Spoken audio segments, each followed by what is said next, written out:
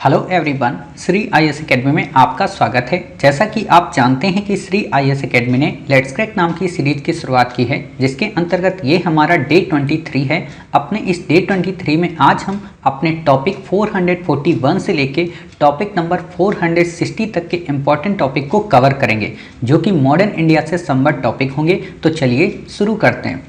जैसा कि आप जानते हैं कि हमने अपने प्रीवियस यानी कि डे 22 तक में एनवायरनमेंट के इम्पॉर्टेंट टॉपिक को कवर कर लिया था। तो आज से हमारा ये डे 23 है। इस डे 23 में आज हम टॉपिक नंबर 441 से लेके 460 तक के टॉपिक में मॉडर्न इंडिया की शुरुआत करेंगे। और आपको जानकर खुशी होगी कि हम अपनी मॉडर्न इंडिया के 1919 से लेके 1947 तक के इम्पॉर्टेंट आर्टिकल्स को या इम्पॉर्टेंट जो प्रोविजंस हैं उन्हें हम अपने अगले 2 से 3 वीडियो में कवर कर लेंगे।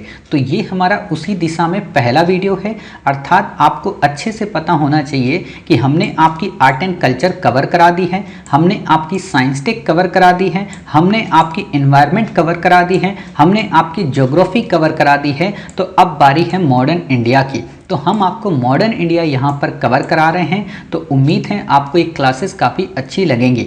हम अपनी इस क्लासेस की शुरुआत करें इससे पहले जो बच्चे पहली बार हमारे चैनल से जुड़े हैं उन्हें पता होना चाहिए कि हमने आपकी तैयारी को हर हाल में कंप्लीट कराने के लिए लेट्स क्रैक नाम की प्रीलिम की सीरीज की शुरुआत की है, जो कि 2021 प्रीलिम के लिए ओरिएंटेड है। हालांकि 2022 के बच्चे भी इसे देख सकते हैं, लेकिन हम 2022 के लिए 19 नवंबर से एक स्पेशल लेट्स क्रैक 2.0 सीरीज शुरू करेंगे, जो कि वास्तव में 2022 के लिए ही ओरिएंटेड होगी। बट जैसा कि आप जानते हैं कि कुछ टॉपिक जैसे जीएस के क्वेश्चन को गेस करने का फार्मूला, बैक ईयर के संदर्भ में क्वेश्चन, ये सब के सब सेम रहेंगे। तो अतः आप इन चीज़ों को बस देख सकते हैं, क्योंकि करंट अफेयर्स में ही कुछ बहुत चेंजेस आएंगे। बाकी रेयर होगा कि किसी टॉपिक में कोई चेंजेस आपको देखने को मिले। क्लियर? साथ ही आप नीचे दिए गए डिस्क्रिप्शन बॉक्स में टेलीग्राम की लिंक की मदद से हमारे टेलीग्राम चैनल से जुड़कर कई प्रकार की बुक्स की पीडीएफ प्राप्त कर सकते हैं। साथ ही वहां पर नित्य एमसीक्यू की प्रैक्टिस से आप अपनी तैयारी को और भी अच्छा बना सकते हैं। उम्मीद है कि आपको लेट्स क्रैक सीरीज काफ़ी पसंद आएगी। इससे ज़्यादा डिटेल में जानकारी के लिए आप यूट्यूब की प्लेलिस्ट पर जाकर हमारे चैनल में लेट्स क्रैक के प्रोमो वीडियो को भी देख सकते हैं, और आप वहां से समझ सकते हैं कि आखिरकार हमें लेट्स क्रैक सीरीज के अंतर्गत क्या क्या कवर कराया जाता है। ठीक है, तो आप इतनी बातें समझ गए। अब हम अपनी आज की चर्चा की शुरुआत करें मॉडर्न इंडिया की। तो इससे पहले हम आपको 2 से 3 चीज़ें बताना चाहते हैं। 2 से 3 चीज़ें बताने का मतलब क्या है कि एक तो मॉडर्न इंडिया को यूपीएससी की प्रीलिम की दृष्टि से हमें कैसे पढ़ना चाहिए। दूसरा, मॉडर्न इंडिया में यूपीएससी के प्रीलिम में सबसे ज़्यादा क्वेश्चन कहाँ से आते हैं। तीसरा, यूपीएससी में जो प्रीलिम में क्वेश्चन आते हैं वो किस तरीके के होते हैं, क्या तथ्यात्मक होते हैं या थिंकिंग बेस्ड होते हैं या तथ्य और थिंकिंग का मिक्सअप होता है। क्लियर? तो इतनी 3 बातों को अगर आप समझ गए तो आप यकीन मानिए कि आप यूपीएससी के हिसाब से मॉडर्न इंडिया को कैसे पढ़ना होता है, कैसे क्वेश्चन को सॉल्व करना होता है और किस तरीके से अपने अंकों में बढ़ोतरी हम कर सकते हैं। आपको लग रहा होगा कि आप मॉडर्न इंडिया को लेकर इन तक इतनी चिंतित और व्यथित क्यों हैं। तो मैं इतना चिंतित और व्यथित इसलिए हूँ क्योंकि मॉडर्न इंडिया से लगभग आपको कुछ नहीं तो 27 में से 17 क्वेश्चन मिल ही जाते हैं। अर्थात हिस्ट्री के पोर्शन से 27 लगभग क्वेश्चन आते हैं, जिसमें 10 क्वेश्चन आपके ancient India, art and culture और मेडवल से होते हैं, और 17 क्वेश्चन आपके जो होते हैं प्रॉपर मॉडर्न इंडिया से होते हैं। और इन 17 में भी जो सबसे ज़्यादा क्वेश्चन होते हैं लगभग 12, वो आपके 1919 से लेकर 1947 के मध्य के होते हैं। तो अगर आपको इन 12 क्वेश्चन को हर हाल में सही करना है तो आपको ये समझना जरूरी हो जाता है कि आखिरकार मॉडर्न इंडिया में हम पढ़ें कैसे। ठीक है, और जो पढ़ें वो हमारा नोट्स कैसा हो, वो नोट्स पढ़ते वक्त हमारे एमसीक्यू कैसे बने। क्लियर? तो हम आपको उसी प्रोस्पेक्ट से ही पढ़ाएंगे। ठीक है। दूसरी बात, हम आपको जब मॉडर्न इंडिया पढ़ाएंगे तो ये बात अलग है कि हमारी जो स्लाइड्स होगी उस स्लाइड्स में तथ्यात्मक बातें ज़्यादा होंगी, पॉइंट फॉर्म में बातें ज़्यादा होंगी, बट हम आपको उस स्लाइड्स में कॉन्सेप्ट को भी मेंशन कर देंगे ताकि आपका रिदम बना रहे और एक कहानी की तरह आप आधुनिक भारत को कवर कर सकें। इससे आप बोर भी नहीं होंगे और दूसरी बात थिंकिंग अप्रोच आपकी डेवलप हो जाएगी। क्लियर। चौथी बात जो आपकी है वो ये, क्या सर आप हमें तथ्यात्मक पढ़ाएंगे? तो नहीं, हम आपको तथ्य के साथ साथ कॉन्सेप्ट भी बताएंगे ताकि ये मिक्सअप होकर आपका उत्तर सही करा दे। जैसे सपोज कीजिए कि हम आपको क्या पढ़ाएंगे कि महात्मा गांधी कब आए। हम ये नहीं बताएंगे कि 1915 में पहली बार आए, ये वस्त्र पहने हुए थे, ये हिस्ट्री ऑप्शनल का विषय है, वहाँ पे हम आपको पढ़ाएंगे। लेकिन हम आपको प्रिलिम में क्या पढ़ाएंगे कि महात्मा गांधी पहली बार 1915 में भारत में आए। शुरू में उन्होंने जितने आंदोलन किए वो होम रूल लीग के अंतर्गत ही किए। उसके बाद उन्होंने बाद में कांग्रेस को ज्वाइन करके उसके अंतर्गत आंदोलनों को नेतृत्व प्रदान किया। ठीक है, ऐसे बताएंगे तो क्या होगा, इससे आपका तथ्य कंप्लीट हुआ कि अच्छा गांधी जी पहले होम रूल लीग से जुड़े थे। दूसरा आपको पता चला कि आते ही आते उन्होंने चंपारण हो या खेड़ा हो, ये कांग्रेस के संगठन के नेतृत्व में नहीं किया था, ये इन्होंने होम रूल लीग के नेतृत्व में किया था। समझ गए। ऐसी कहानियां जब आप समझ जाएंगे तो आपका उत्तर भी अच्छा होगा और साथ ही आपके विश्लेषण की छवि भी बन जाएगी और बिना तथ्यों को रटे आप एक क्रम लगा सकते हो कि अच्छा पहले चंपारण की घटना हुई थी, फिर खेड़ा की घटना हुई थी, अहमदाबाद मिल मजदूर की घटना हुई थी, असहयोग आंदोलन हुआ था, चौरी चौरा कांड हुआ था, स्वराज पार्टी बनी थी और इसके बाद बताइए साइमन कमीशन आया था, फिर नेहरू रिपोर्ट पब्लिश हुई थी। ऐसे आप कहानियों का घटनाक्रम बना सकते हैं।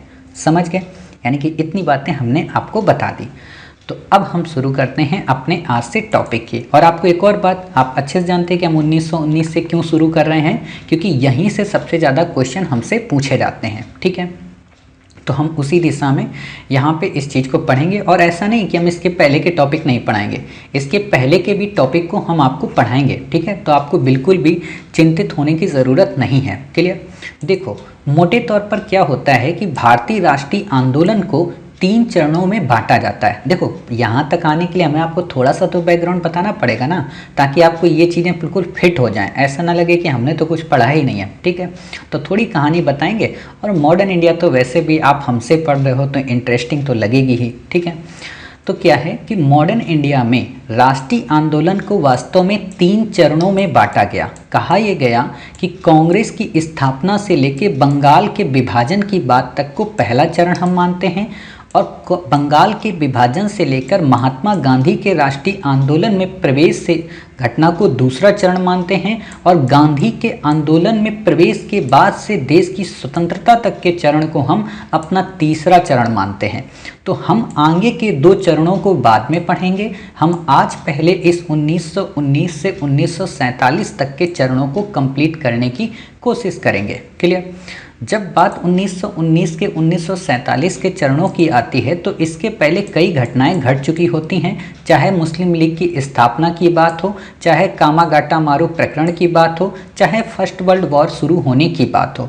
इतनी घटनाएं शुरू हो चुकी होती हैं और आप समझ सकते हैं कि भारत में नरमपंथी और गरमपंथी 2 विचारधारा के लोग थे, जिनमें आगे चलकर लखनऊ पैक्ट में समझौता हो जाता है। ठीक है, लेकिन गांधी जी की जो नीति थी वो वास्तव में गरमपंथियों और नरमपंथियों के मध्य की थी। अर्थात गांधी जी ने उन बिखरी हुई धाराओं को आपस में मिलाकर आंदोलन को एक नई सजीवता प्रदान की और उन्होंने ये बताने का प्रयत्न किया कि किस तरीके से हम भारत को आज़ाद करा सकते हैं बिना किसी बंदूक के दम पर, न केवल याचना के बल्कि अपने आंदोलन को ऐसा बनाकर कि जिसमें हमारा एक तरीके का सृजनात्मक कार्य भी होगा और जिसमें हमारा संघर्ष विराम संघर्ष का कॉन्सेप्ट भी होगा। उसी तरीके से उन्होंने मॉडर्न इंडिया में अपने रोल को प्ले करने की कोशिश की। और जब गांधी जी ने ये सारी चीज़ें की तो वास्तव में गांधी जी की जो पर्सनैलिटी थी उसको देखकर काफ़ी सारे लोग इनसे जुड़ने लगे, चाहे किसान हो, चाहे जवान हो, चाहे मजदूर हो, चाहे क्रांतिकारी हो या राष्ट्रवादी हो। हालांकि क्रांतिकारियों में कुछ लोग इनके प्रोसेस पे विश्वास नहीं करते थे, बट इनकी को लेकर सबके प्रति सम्मान था। चाहे वो भगत सिंह साहब हों, चंद्रशेखर आज़ाद हों, ये सब इनका सम्मान करते थे और ये कहते थे कि ठीक है, आपका अपना रास्ता है, हमारा अपना रास्ता है। क्लियर। तो इतनी बातें आप समझ गए। जब इतनी बातें आप समझ गए तो क्या हुआ कि गांधी जी का आगमन होता है 1915 के दौर में। इससे पहले गांधी जी अफ्रीका में होते हैं, उसके बाद वो भारत आते हैं, और जब भारत आते हैं तो उन्होंने सोचा कि क्यों ना हम भारत में जाकर भारत की स्थिति को देखें और ये देखें कि वास्तव में भारत में जो अंग्रेज शासन कर रहे हैं वो शासन कितना बेहतर है और कितना बेहतर नहीं है। क्लियर। तो इसी दिशा में जब वो भारत आए पहली बार तो उन्होंने अपनी वेशभूषा एक किसान परिवार की तरह रखी थी, जबकि थे बैरिस्टर, चाहते तो कोट पैंट पहन के सूट बूट वाली सरकार बन के आ जाते, बट उन्होंने ऐसा नहीं किया क्योंकि जो ज्ञान से सजा होता है उसे वस्त्रों से सजने की आवश्यकता नहीं होती। ठीक। जब वो आए तो उन्होंने देखा कि हमारे पास जो गोपाल कृष्ण गोखले जैसा महान युग पुरुष युग नेता है, क्यों ना इसके आइडियाज़ को देखा जाए, इसके आखिरकार आइडियाज़ हैं कैसे। तो जब उनके आइडियाज़ को उन्होंने सुना, उनको पढ़ा और उनको देखा तो गांधी जी काफ़ी प्रभावित हो गए, और प्रभावित ऐसे हो गए कि उन्होंने अपना पॉलिटिकल गुरु ही मान लिया। अर्थात आपसे सिंपल सा क्वेश्चन पूछा जा सकता है कि महात्मा गांधी जी के राजनीतिक गुरु कौन थे, तो गोपाल कृष्ण गोखले। क्लियर। इसी समय पे क्या था कि 1914 में फर्स्ट वर्ल्ड वॉर की शुरुआत हो जाती है। फर्स्ट वर्ल्ड वॉर क्यों शुरू होता है, क्या रीजन थे, इसको हम वर्ल्ड हिस्ट्री के जीएस में टॉपिक में पढ़ाएंगे, यहाँ नहीं। ठीक है। बट हम थोड़ा सा बता देते हैं कि 1914 से 1918 तक में फर्स्ट वर्ल्ड वॉर हुआ, जिसको 1919 में कई सारी ट्रीटियों के माध्यम से समाप्त कर दिया गया। लेकिन इसी समय क्या हुआ कि अंग्रेजों को भारतीय सैनिकों की ज़रूरत थी ताकि वो विश्व के अलग अलग भाग में युद्ध कर सकें।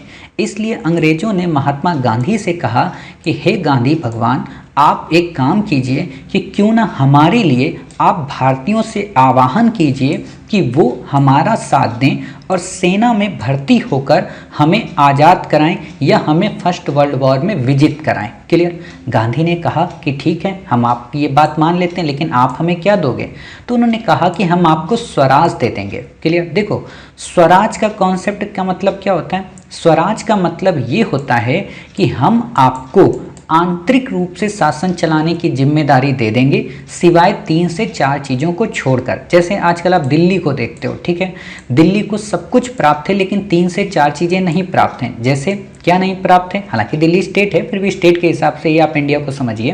केंद्र को आप मान लीजिए ब्रिटिश सरकार। देखिए, मैं यहाँ पे केंद्र को ब्रिटिश सरकार का मतलब ये नहीं कह रहा हूँ कि वर्तमान मोदी गवर्नमेंट जो है वो अंग्रेजों की तरह शासन कर रही, बिल्कुल भी नहीं कह रहा हूँ। ठीक है, लेकिन मैं आपको एग्जाम्पल के तौर पर बता रहा हूँ। ठीक है, देखिए एक बात मैं यहाँ बताना चाहता हूँ कि आप लोग लाख बुराइयां मोदी जी की करें, आप लाख बुराइयां भारतीय जनता पार्टी करें, भारतीय कांग्रेस पार्टी की करें, लेकिन जब भी आप बुराइयां करें ना किसी भी राजनीतिक पार्टी की, तो उसकी तुलना कभी अंग्रेजों के शासन से मत करना, क्योंकि अंग्रेजों के शासन में आप उतने स्वच्छंद और स्वतंत्र नहीं थे जितने इन लोगों के तानाशाही के रवैये में होने के बावजूद भी आप स्वतंत्र रह जाते हैं। ठीक है, तो कभी भी तुलना करें, ऐसी तुलना मत करें, ये एक तरीके से अल्पज्ञानी की निशानी होती है। ठीक है, और आप तो वैसे भी काफ़ी प्रबुद्ध पर्सन हैं, तो आपको ऐसी बातें नहीं करनी चाहिए। तो आप समझ गए क्या कि वास्तव में केंद्र हमने मान लिया ब्रिटिश सरकार। तो आपको पता है दिल्ली को पुलिस के अधिकार नहीं प्राप्त हैं, अच्छे से आप पता है। ठीक है, दिल्ली को फॉरेन के अधिकार नहीं प्राप्त हैं, और साथ ही दिल्ली को बाहर के संदर्भ में रेवेन्यू के राइट नहीं प्राप्त हैं। बाहर के संदर्भ में दिल्ली में जो थोड़ा बहुत है वो रेवेन्यू से मिल जाता है, लेकिन बाहर के जो अन्य क्षेत्र हैं उसका रेवेन्यू का अधिकार दिल्ली को नहीं प्राप्त है, यानी कि दूसरे राज्यों से रेवेन्यू वसूली का। ठीक, उसी तरीके से क्या था कि डिफेंस हो, ट्रांसपोर्टेशन हो और फॉरेन अफेयर्स हो। क्लियर, ये तीनों राइट भारतीयों को नहीं दिए जाएंगे, बाकी सारे राइट दिए जाएंगे, वो कहलाएगा स्वराज। ठीक है, और ये स्वराज की बात कब हुई थी, 1905 के अधिनियम में, 1905 के बंगाल विभाजन के दौरान। बट अंग्रेजों ने बात उस समय नहीं मानी थी, लेकिन अब अंग्रेजों को ज़रूरत पड़ी तो उन्होंने गांधी से कह दिया ठीक है भाई हम दे देंगे, पहले जिता तो दो हमको। तो उन्होंने कहा ठीक है। गांधी जी ने जब ये कार्यक्रम शुरू किया, मतलब भारतीयों को सेना में भर्ती करने की शुरुआत की, तो कई सारे अंग्रेजों ने गांधी जी को उस समय सेना में भर्ती करने वाला सार्जेंट की संज्ञा दे दी। सिंपल सा क्वेश्चन आपसे प्रीलिम में पूछा जाता है कि भर्ती करने वाला जो सार्जेंट है वो किसे कहा गया, महात्मा गांधी को। ठीक है, और जब प्रथम विश्व युद्ध में अंग्रेजों का गांधी ने समर्थन कर दिया तो फिर गांधी को उन्होंने कैसर ए हिंद की उपाधि भी दे दी। ये ध्यान रखना, कैसर ए हिंद की उपाधि, क्योंकि आगे इसका एक बड़ा रोल मिलेगा आपको, ठीक। और जब कैसर ए हिंद की उपाधि दे दी तो गांधी का जो कद था वो अंग्रेजों के उसमें बढ़ गया, यानी कि अंग्रेज गांधी जी को काफ़ी सम्माननीय दृष्टि से देखने लगे। जब अंग्रेज गांधी जी को इतनी सम्माननीय दृष्टि से देखने लगे तो भारतीयों को भी लगा कि अरे ये तो हमारा मसीहा है, ये तो हमें बदल कर ही रख देगा, ये तो एक ऐसा पर्सन है कि जो अंग्रेजों से भी उनको झुका देता है, अर्थात क्यों ना इसकी मदद ली जाए। और इसी मदद की दिशा में कई सारे किसान नेता गांधी जी से मिलने आते हैं। कहाँ पर? सत्याग्रह उनके साबरमती आश्रम में। साबरमती आश्रम वास्तव में उन्होंने साबरमती नदी के किनारे बनाया था, जहाँ पर वो अपने रचनात्मक कार्यों को तरजीह देते थे। चरखा काटना, सूत काटना, बकरी पालन, इन सारी चीज़ों को प्रमोट करते थे। क्लियर? लेकिन गांधी जी वहीं पर नहीं रुके। गांधी जी ने सोचा कि क्यों ना भारत का भ्रमण किया जाए और देखा जाए कि वास्तव में भारत की परिस्थितियां कैसी हैं, भारत की स्थितियां कैसी हैं। और उसी दिशा में जब वो भारत भ्रमण के लिए निकले तो उनको सलाह दी गई गोपाल कृष्ण गोखले के द्वारा कि साहब आप एक काम करिए। देखिए मैं साहब कह रहा हूँ, हालांकि उन्होंने साहब नहीं कहा होगा क्योंकि गांधी जी के वो गुरु हैं, तो वो थोड़ा ना कहेंगे गांधी जी को साहब, गांधी जी ने भले कहा होगा, ठीक है। तो उन्होंने कहा कि साहब आप रेलवे से घूमिए, क्योंकि रेलवे आपको जगह जगह से पूरे भारत का दर्शन करा देगी, और जब आप दर्शन कर लेंगे तब आप बैठकर पॉलिसी बनाएंगे कि अंग्रेज़ों से कैसे लड़ना है, तो आप जीत जाएंगे। तो उन्होंने कहा ठीक है, हम आपकी बात मानते हैं। ऐसा करने के लिए वो चल पड़े, और जब निकल पड़े वो पूरी तरीके से, तो क्या हुआ कि जब वो घूम रहे थे तो उसी समय बिहार के चंपारण क्षेत्र से जब वो गुजर रहे थे हाथी में बैठकर, तो उसी समय एक सज्जन महोदय उनसे मिलने आए। उन सज्जन महोदय का नाम था राजकुमार शुक्ल। क्लियर? वो आए, उन्होंने उनसे अनुनय किया और विनय किया। कहा कि गांधी जी आप एक काम करिए ना, कि आप हमारे बिहार में आइए और वहाँ पर नील खेती के जो बागान के मालिक हैं उनको लेकर थोड़ा सा सत्याग्रह वगैरह करिए। गांधी जी ने कहा कि देखो भाई, हम सत्याग्रह यूं ही नहीं करेंगे, पहले हम देखेंगे कि स्थिति कैसी है, स्थिति का जायजा लेंगे, देखेंगे कौन सही है कौन गलत है, और जब ये हमें पता चल जाएगा तभी हम सत्याग्रह करेंगे। ठीक है, ध्यान देना यहाँ पे, तभी हम सत्याग्रह करेंगे। तो उन्होंने कहा ठीक है, आप ऐसा ही करिए। राजकुमार शुक्ल की बात को देखते हुए गांधी जी गए। कहाँ पर? चंपारण। और जब चंपारण गए तो उन्होंने स्थितियों को देखा और देखकर वो दंग रह गए। वो समझ गए कि वास्तव में जो नील बागान के मालिक हैं वो सच में भारतीय किसानों का शोषण कर रहे हैं। शोषण कैसे कर रहे हैं? एक तो तकावी ऋण के माध्यम से और दूसरा तिनकठिया व्यवस्था के माध्यम से। ध्यान देना, यूपीएससी तिनकठिया पे आपसे क्वेश्चन पूछ चुकी है कि तिनकठिया पद्धति क्या है? 3/20 भाग पर नील की खेती करना। ठीक है, किस सत्याग्रह से संबंधित है? चंपारण से। ये दो बातें आपको पता होना चाहिए। तकावी ऋण क्या होता है? तकावी ऋण का मतलब ये होता है कि अग्रिम ऋण देना, मतलब कि जैसे आपको नील की उपज करनी है, आपके पास अभी पैसे नहीं है तो आप जाके साहूकार से पैसे ले लिए, मतलब बागान मालिक से, और फिर आपने अपनी नील उपजाई। जब नील पूरी उपज गई तो उस नील को खरीद लिया उस नील बागान ने, और उसने जो आपको रुपए दिए थे वो माइनस कर दिया, शेष जो आपका प्रॉफिट है वो आपको लौटा दिया। दैट्स कॉल्ड तकावी ऋण। क्लियर? तो गांधी जी ने देखा कि वास्तव में एक तो ये तिनकठिया पद्धति बहुत खराब है और दूसरा तकावी ऋण का सिस्टम बहुत खराब है। इसी चीज़ को देखते हुए गांधी जी ने अपना पहला सत्याग्रह बिहार के चंपारण में शुरू किया। यूपीएससी ने एक बार आपसे क्वेश्चन पूछा है कि गांधी जी का फर्स्ट सत्याग्रह कौन था, तो बता सकते हैं कि आप चंपारण सत्याग्रह उन्होंने इंडिया में पहली बार किया। क्लियर? और ये हुआ डिसाइड जाकर आगे कि जो बागान मालिक हैं, ठीक है, वो किसी भी तरीके का शोषण किसानों के साथ में नहीं करेंगे, और ये जो तिनकठिया पद्धति है इसे समाप्त किया जाए और किसानों को उनकी इनकम के हिसाब से और उनको स्वच्छंद रूप से जैसी भी वो फसल उपजा सकते हैं उसको उपजाने का उनको राइट दिया जाए। और ऐसी चीज़ को जब किया गया तो अंग्रेजों ने उनकी बात को मान लिया और उन किसानों को बागान मालिकों से मुक्त कर दिया। और जब ऐसी घटना उस समय के भारतवर्ष में हुई तो किसानों का मनोबल इतना बढ़ गया कि जैसे समझो सच में उनका कोई मसीहा आ गया। और यहीं से किसान जो थे गांधी जी के साथ कदम से कदम ताल मिलाकर चलने लगे, क्योंकि इससे पहले जो था कांग्रेस में किसान कभी पार्टिसिपेट ही नहीं करते थे। लेकिन यहाँ से उनको लगा कि उनकी समस्या को सुनने वाला कोई मसीहा आ गया है, तो क्यों ना हम अब इसके साथ जुड़ जाएं। ध्यान देना, ठीक। जब ऐसी घटना हो गई, चंपारण जब विजय हो गई, चंपारण में जब गांधी जी सफल हो गए, तो इसको देखते हुए उस समय के कई महान लोग, चाहे वो रविन्द्रनाथ टैगोर जी हों, चाहे ब्रज किशोर जी हों, चाहे राजेंद्र प्रसाद जी हों, चाहे महादेव देसाई हों, चाहे नरहरि पारिक हों, या फिर जेबी कृपलानी हों, ये सब के सब गांधी जी से प्रभावित हुए और गांधी जी को महात्मा की उपाधि तक दे डाली रविन्द्रनाथ टैगोर ने। अब आप समझ गए कि मोहनदास करमचंद गांधी को महात्मा की उपाधि किसने दी? रविन्द्रनाथ टैगोर ने। आपसे सिंपल सा क्वेश्चन पूछा जा सकता है कभी भी, ठीक। दूसरी बात आपसे जो एक क्वेश्चन पूछा जाएगा वो ये कि चंपारण जो सत्याग्रह था, क्या इसमें सरदार वल्लभ भाई पटेल मिले थे? क्या इसमें राजेंद्र प्रसाद मिले थे? तो आपको पता होना चाहिए कि चंपारण सत्याग्रह में राजेंद्र प्रसाद भी मिल गए थे, जेबी कृपलानी भी मिल गए थे और महादेव देसाई भी मिल गए थे। इन तीनों की घटना से संबंधित एक बहुत ही अच्छा वाक्य है, डॉक्टर राजेंद्र प्रसाद अपनी ऑटोबायोग्राफी में लिखते हैं। हालांकि मैं यहाँ नहीं बताऊँगा, हिस्ट्री ऑप्शनल जब पढ़ाऊँगा तो वहाँ बताऊँगा, ठीक है। अब आपके मन में आया होगा सर बता दो, पता नहीं कब हिस्ट्री ऑप्शनल पढ़ें, तो थोड़ा सा है बता देता हूँ, शॉर्ट में बताऊँगा। इसमें क्या हुआ कि गांधी जी को देखते हुए ये तीनों के तीनों प्रभावित हो गए और अपनी नौकरी वोकरी सब छोड़ छाड़ के, पढ़ाते थे सब छोड़ छाड़ के चले और गांधी जी के साथ आंदोलन करने लगे, ठीक। लेकिन एक दिन तीनों को डाउट हुआ कि नहीं नहीं, हम लोग अपनी ज़िंदगी बर्बाद कर रहे हैं, एक काम करते हैं वापस चलते हैं, ठीक। इन्होंने साइकिल अपनी उठाई और वापस चले गए फिर चंपारण, ठीक है, मतलब चंपारण से अपने गाँव, ठीक।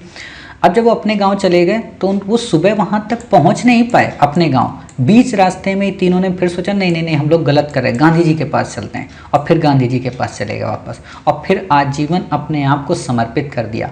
कहा यह जाता है कि तीनों की जिंदगियों को अगर किसी ने बर्बाद किया तो गांधी ने। मतलब वो टीचर बनना चाहते थे, गांधी ने कहा आ जाओ बेटा आंदोलन करो, आप आ जाओ आंदोलन करो। ये सारी चीज़ें जब हुई तो राजेंद्र प्रसाद कहते हैं कि वास्तव में गांधी कोई व्यक्ति नहीं था, बल्कि वो व्यक्तित्व का वो चुंबकीय अवलंबन था जिसको देखकर हर एक जनमानस खिंचा चला जाता था। इसीलिए जब आप एक गीत सुनते हो कि साबरमती के संत तूने कर दिया कमाल, उसमें एक लाइन आती है कि किसान चल पड़े, जवान चल पड़े, कदमों में उनके कोटि कोटि प्राण चल पड़े। समझ गए? ये लाइन आती है वहाँ पे। तो आप इतनी बातें समझ गए। काफ़ी इंटरेस्टिंग है। देखो टाइम आपको थोड़ा सा इसमें लग सकता है, लेकिन आप यकीन मानिएगा modern India is a most interesting topic. Clear?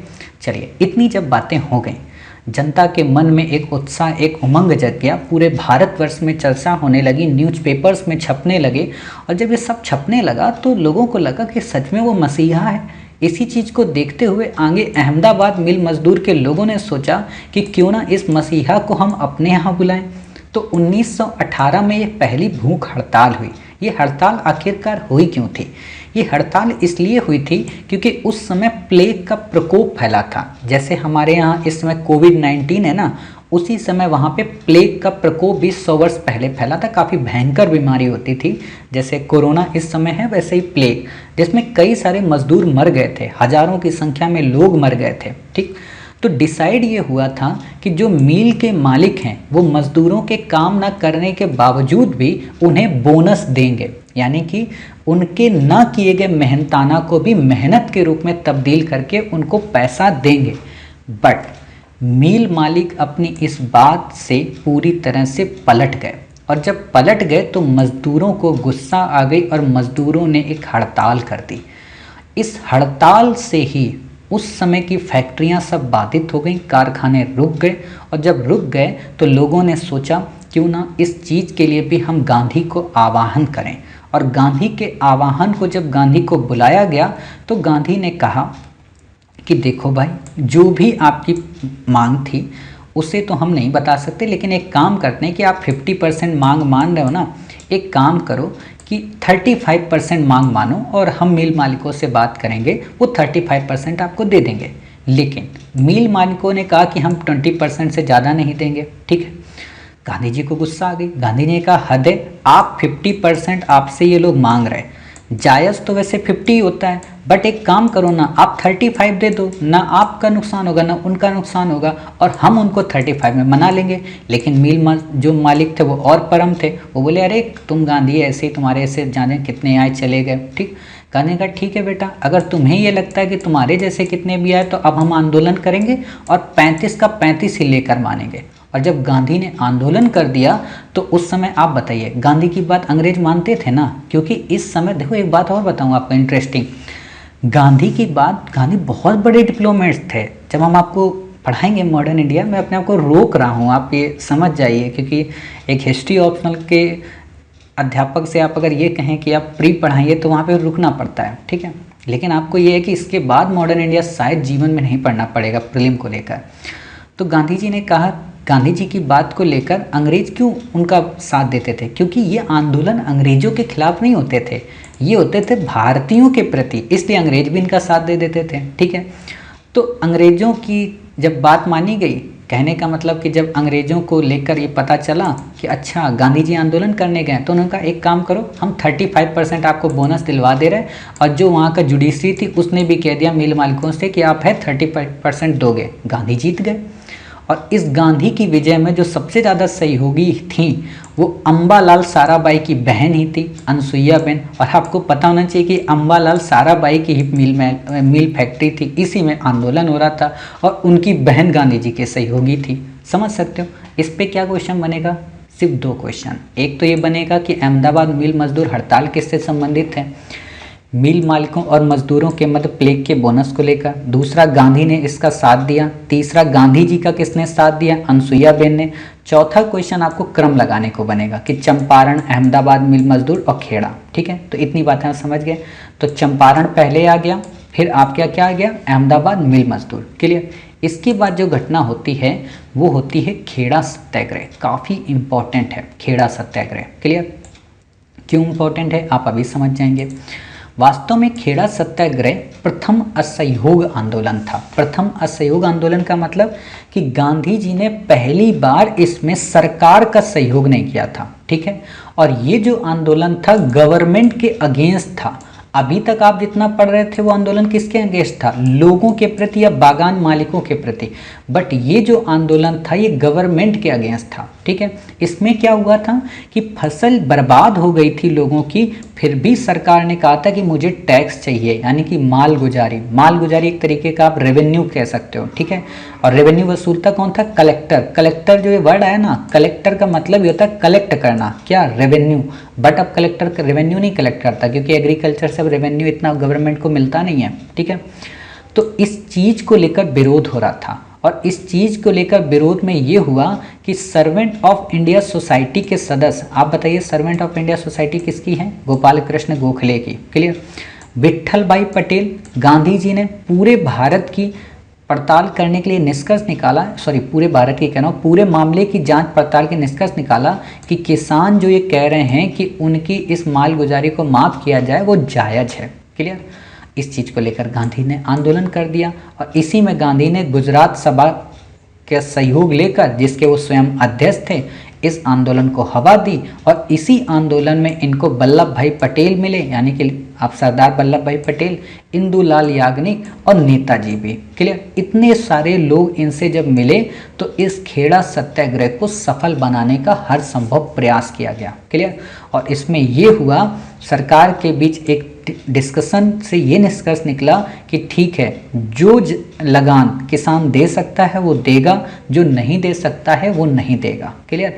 और ये सब होने के बाद गांधी जी इस आंदोलन को समाप्त कर देते हैं। अर्थात सिंपल सी बात आप ये समझ गए क्या, कि इस आंदोलन में जो मेन इंपॉर्टेंट क्वेश्चन है वो क्या, कि एक तो खेड़ा सत्याग्रह मिल मजदूर के बाद हुआ, दूसरा सर्वेंट ऑफ इंडिया सोसाइटी का रोल रहा, तीसरा इसमें वल्लभ भाई पटेल मिल गए, इंदुलाल याग्निक मिल गए, और चंपारण में कौन मिला था, राजेंद्र प्रसाद मिले थे, महादेव देसाई मिले थे। क्लियर। इतनी बातें आप समझ गए, क्योंकि यूपीएससी इन्हीं पे आपसे सिंपल सा सिंपल क्वेश्चन आपसे पूछती रहती है। क्लियर।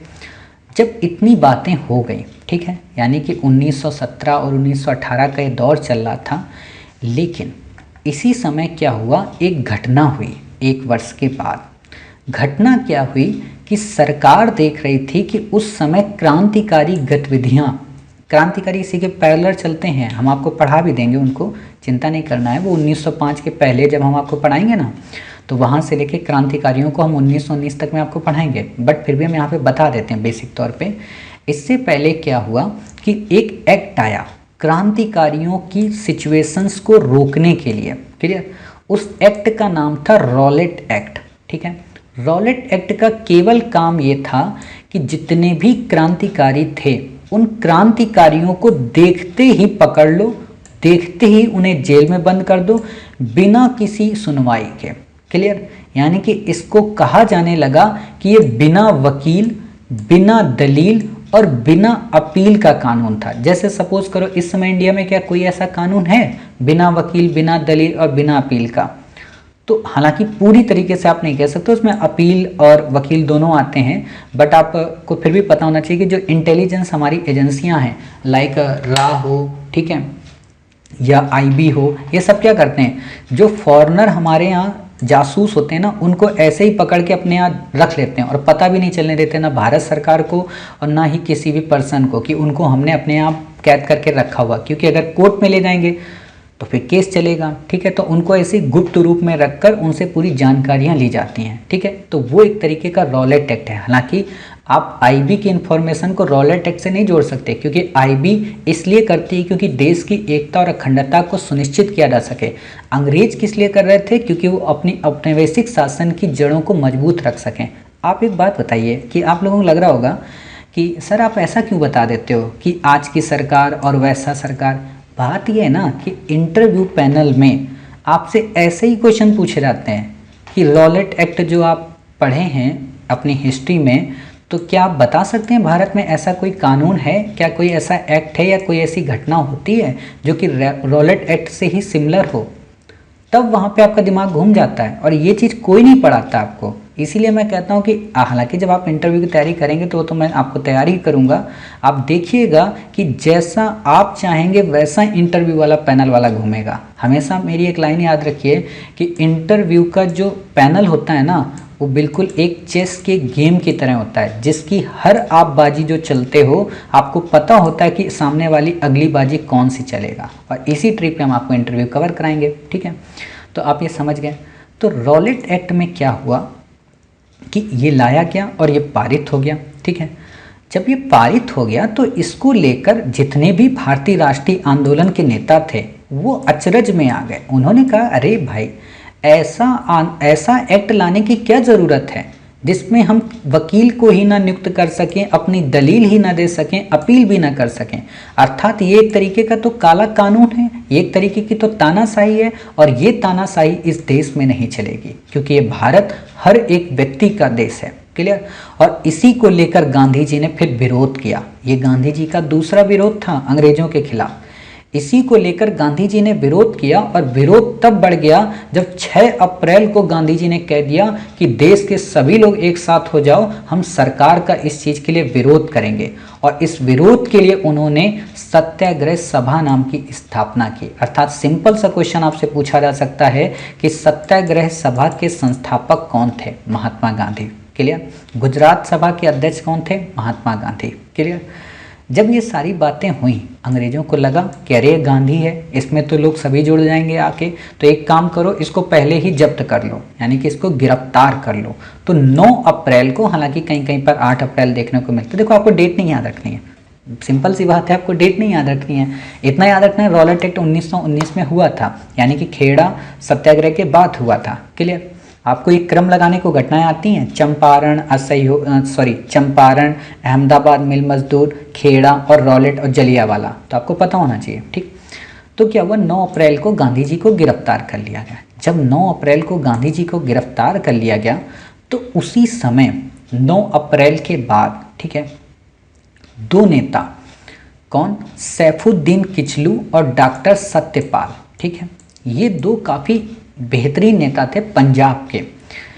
इन लोगों को भी गिरफ्तार किया जाना था। क्यों? क्योंकि ये लोग भी इसी रॉलेट एक्ट के विरोध के लिए एक जनसभा करने वाले थे।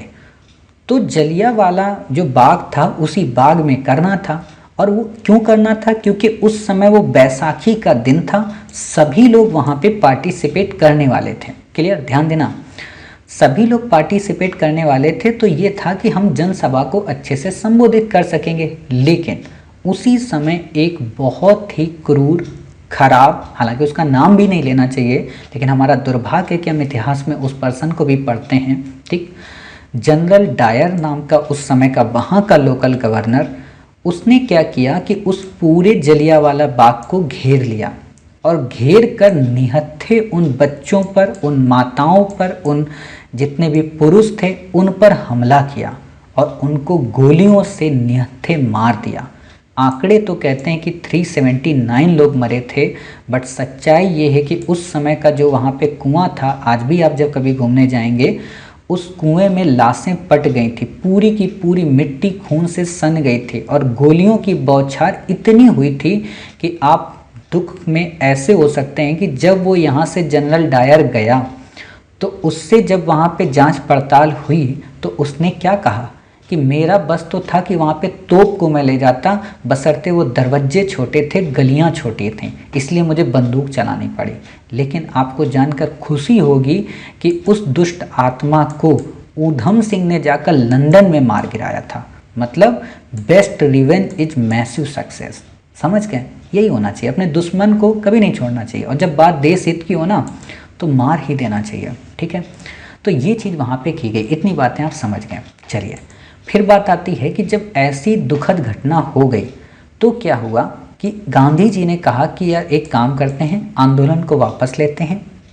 रविन्द्रनाथ टैगोर, जो कि उस समय अंग्रेज़ों के काफ़ी सहायक थे, जिनको गीतांजलि पर अवार्ड भी मिला था, राष्ट्रगान इन्होंने दिया था 1911 में, जेम्स पंचम के आने पर गीत भी गाया था, ठीक है।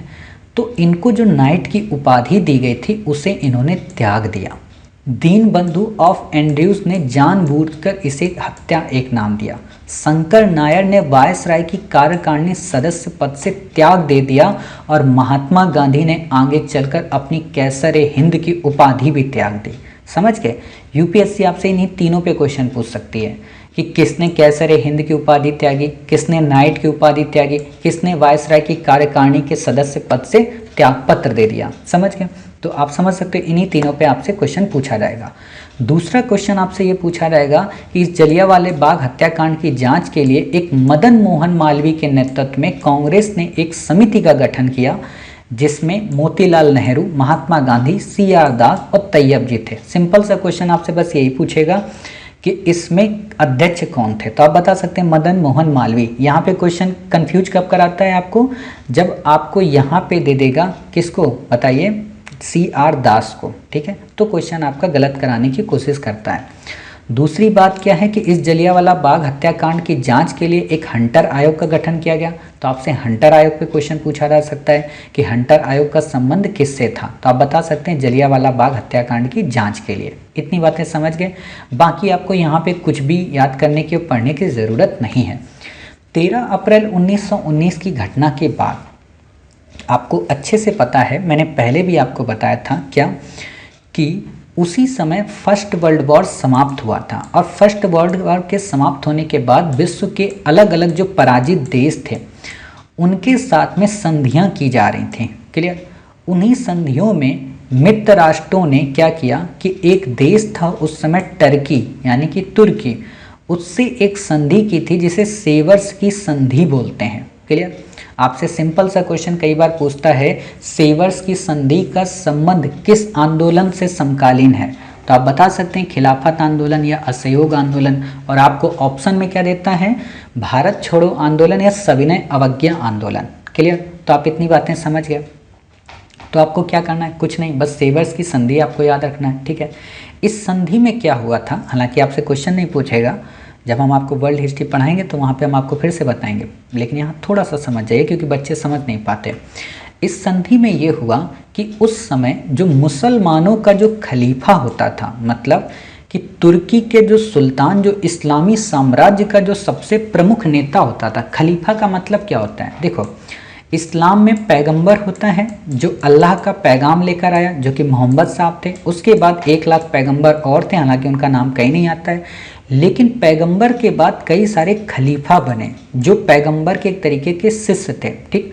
उन्हीं खलीफाओं का जो प्रमुख था वो होता था इस्लामी साम्राज्य का प्रमुख, और वो होता था उस समय टर्की का। क्लियर? तो टर्की के सुल्तान के खलीफा के पद को समाप्त कर दिया गया, किसने? अंग्रेजों ने सेवर्स की संधि के माध्यम से। और जब खलीफा के इस पद को समाप्त कर दिया गया तो मुसलमानों को लगा कि वास्तव में ये तो हमारी प्रभुता पर अटैक है। क्लियर? और प्रभुत्व पर अटैक है अर्थात हमारे ऑटोमन साम्राज्य के पतन की एक ये शुरुआत है, तो क्यों ना इनके खिलाफ आंदोलन करो। यानी कि खलीफा के पद को बचाने के लिए जिस आंदोलन की शुरुआत की गई उसे खिलाफत आंदोलन कहा गया। क्लियर?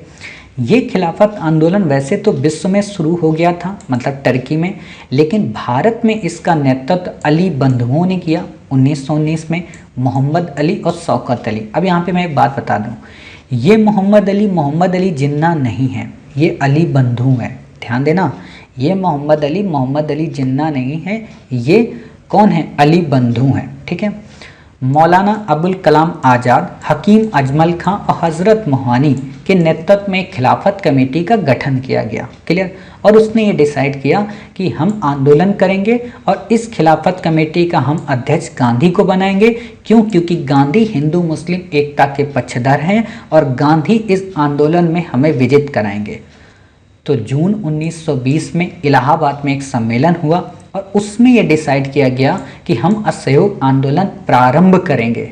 लेकिन 1924 में ये आंदोलन तब समाप्त हो गया जब टर्की के कमाल पाशा के नेतृत्व में बनी सरकार ने खलीफा के पद को ही समाप्त कर दिया। अर्थात कमाल पाशा वहाँ की एक पर्सनैलिटी थी, वो जब सत्ता में आए तो उन्होंने पद को ही परमानेंट के लिए समाप्त कर दिया। क्लियर? क्योंकि वहाँ वो रिफॉर्म लाना चाहते थे।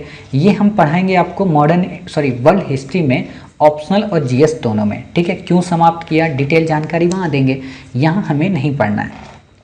इम्पोर्टेंट क्या है, खिलाफत आंदोलन तो एक बहाना था। खिलाफत के अलावा गांधी जी को जो करना था भारत में वो था क्या? असहयोग आंदोलन। अर्थात गांधी ने खिलाफत की आड़ में अंग्रेजों को मनवाने के लिए ये कहा कि हम अंग्रेजों का अब सहयोग ही नहीं करेंगे। असहयोग का मतलब ये होता है कि हम सहयोग ही नहीं करेंगे, अर्थात हम आपके शासन प्रशासन में जो जो भूमिका निभाते थे उन भूमिकाओं से अपने आप को दूर कर लेंगे। हम आपकी कोई भी गतिविधि को प्रमोट नहीं करेंगे, हम आपके द्वारा बनाए गए किसी भी कपड़े या किसी भी वस्त्र को नहीं पहनेंगे, हम सब कुछ अपना स्वदेशी करेंगे, अर्थात आत्मनिर्भर भारत की संकल्पना को प्रमोट करेंगे। क्लियर? ये थे गांधी। ठीक है, तो हुआ यही। 1920 के नागपुर अधिवेशन में असहयोग आंदोलन का प्रस्ताव रखा गया और पास हो गया। जब पास हो गया तो उसमें कई सारे डिसीजन हुए कि हम स्वशासन का लक्ष्य त्याग कर आवश्यक हो तो स्वराज को प्राप्त करेंगे और साथ ही रचनात्मक कार्यों के माध्यम से हम अपने आप को प्रमोट करेंगे। इन रचनात्मक कार्यों में क्या शामिल था, यूपीएससी आपसे इस पे क्वेश्चन पूछ सकती है। हालांकि 1919 और 2019 100 वर्ष हो गए थे, असहयोग आंदोलन पे यूपीएससी ने क्वेश्चन नहीं पूछा है, बट आपसे पूछा जा सकता है, इसलिए आपको पता होना चाहिए। दूसरी बात क्या है कि जलियांवाला बाग हत्याकांड 1917 के 2017 में 100 वर्ष हो चुके हैं, क्वेश्चन नहीं पूछा है, इसलिए इंपॉर्टेंट हो जाता है जलियांवाला बाग और रॉलेट एक्ट। क्लियर? तो ये सारे मेजर इंपॉर्टेंट टॉपिक हैं, आपको इनको पढ़ना ही चाहिए और इनको कवर ही करना चाहिए। क्लियर? चलिए, अब बात आती है क्या यहाँ पे कि वो रचनात्मक कार्य कौन से थे। सभी वयस्क को कांग्रेस का सदस्य बनाना, एक अखिल भारतीय कांग्रेस कार्यकारिणी समिति का गठन करना, भाषाई आधार पर प्रांतीय कांग्रेस समितियों का पुनर्गठन। मोस्ट इंपॉर्टेंट लाइन है। क्यों? क्योंकि 1929 की नेहरू रिपोर्ट में इस बात को खारिज कर दिया जाता है। क्लियर?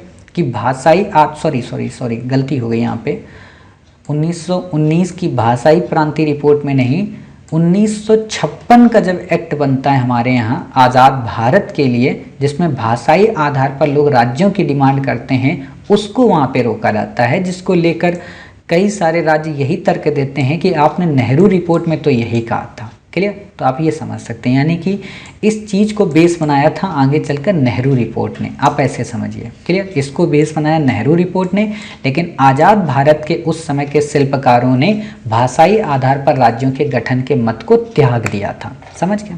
चलिए, फिर बात आती है स्वदेशी वस्तुओं मुख्यतः हाथ की कताई बुनाई को प्रोत्साहन दिया, चरखे तथा खादी के प्रयोग की शुरुआत की और यथासंभव हिंदी भाषा के प्रयोग के प्रमोशन की बात की। क्लियर? यही चीज़ें आगे चलती रहती हैं। असहयोग आंदोलन में कई सारे नेता, कई सारे लोग अलग अलग शिक्षण संस्थाओं की स्थापना करते हैं, चाहे नरेंद्र देव हों, CR दास हो, लाला लाजपत राय हों, जाकिर हुसैन हो, सुभाष चंद्र बोस हों। विदेशी कपड़ों की होली जलाई जाती है, दुकानों पर धरने दिए जाते हैं, उस पर आयात घटकर आधा रह जाता है। कहा जाता है कि गांधी ने जो 1 लाख चरखे तिलक फंड से पैसे से बनाए थे, तो उन्होंने लिवरपूल की चिमनियों को हर तरीके से ध्वस्त कर दिया था, कहा यह जाता है।